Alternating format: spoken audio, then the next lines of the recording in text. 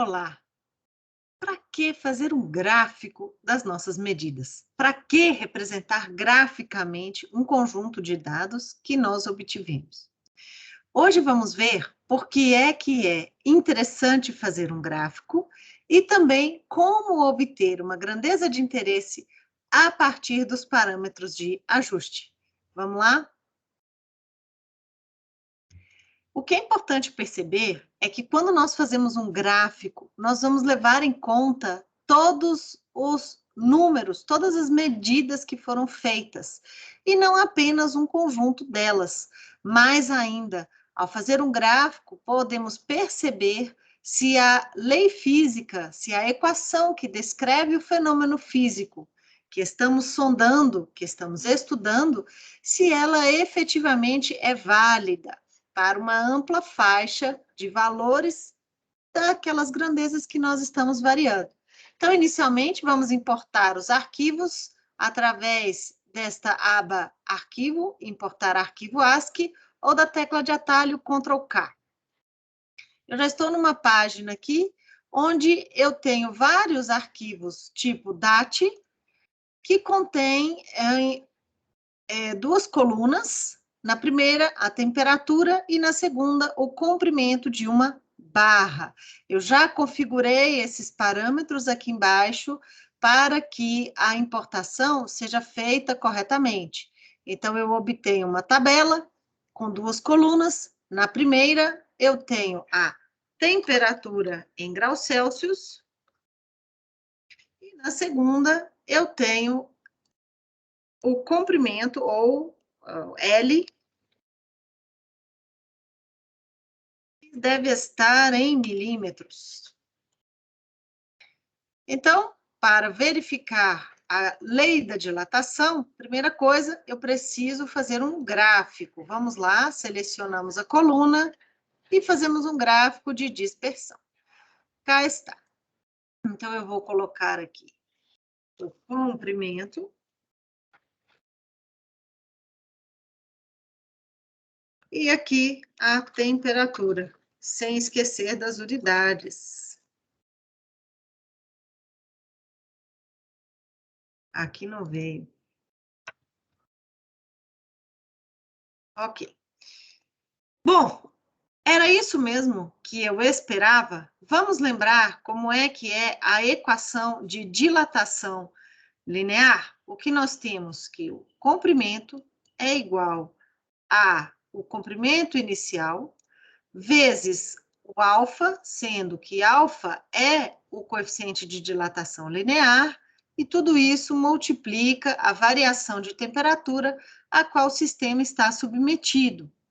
Primeira coisa que a gente tem que observar é que esse gráfico aqui é de temperatura e não de variação de temperatura.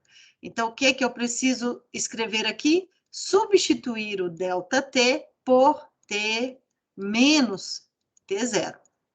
Então, nossa equação se transforma em L0 alfa T menos T0.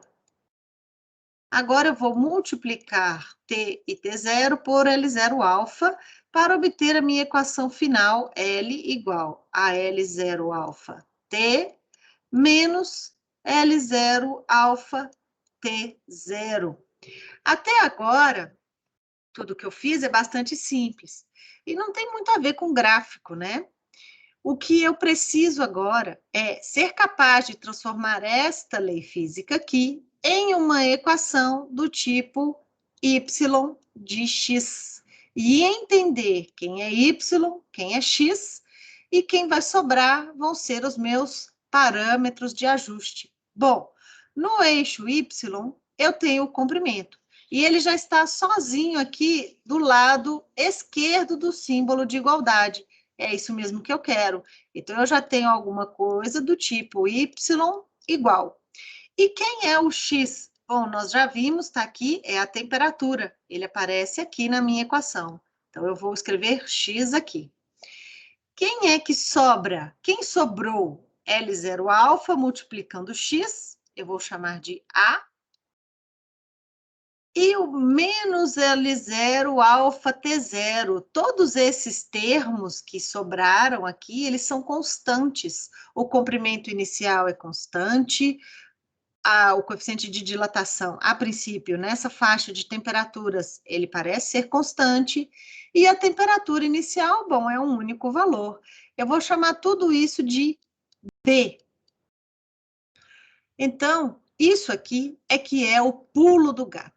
É fazer a relação, a associação entre a lei física, a equação que descreve o fenômeno físico que você quer estudar, com uma equação que estará disponível para você dentre a lista de equações de ajuste.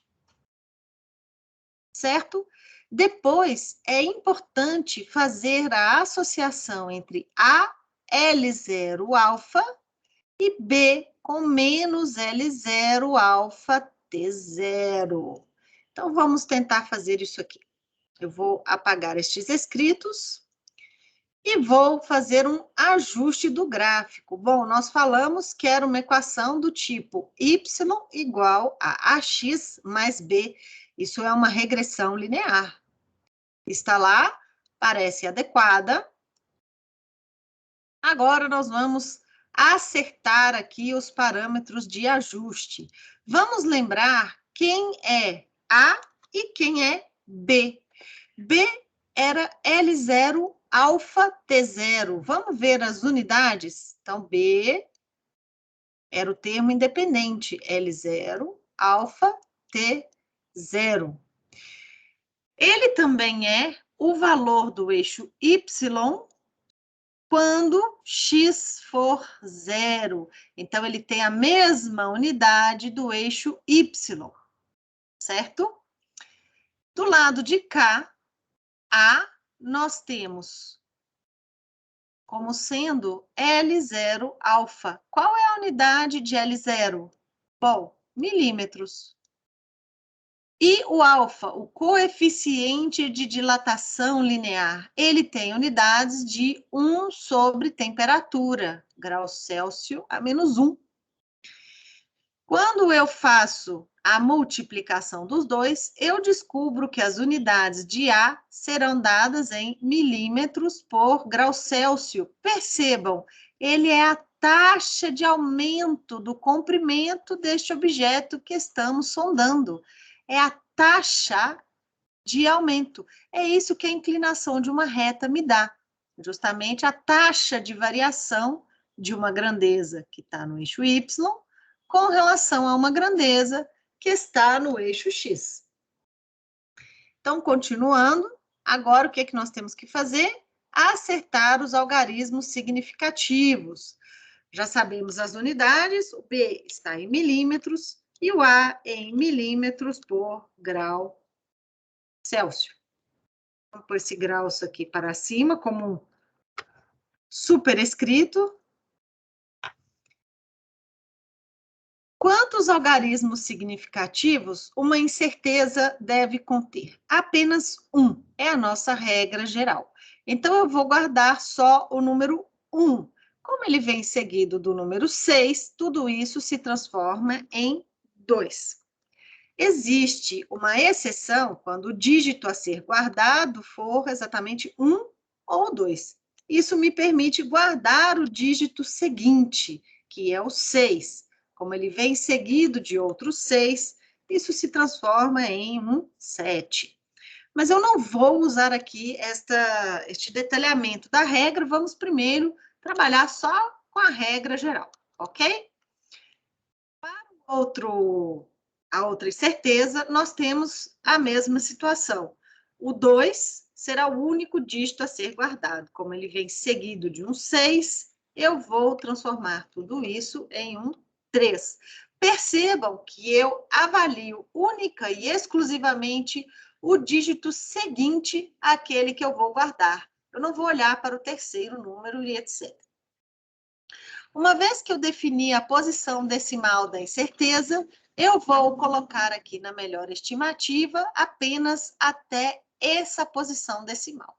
No caso, para B, nós estamos na segunda casa decimal, que corresponde a esse zero aqui.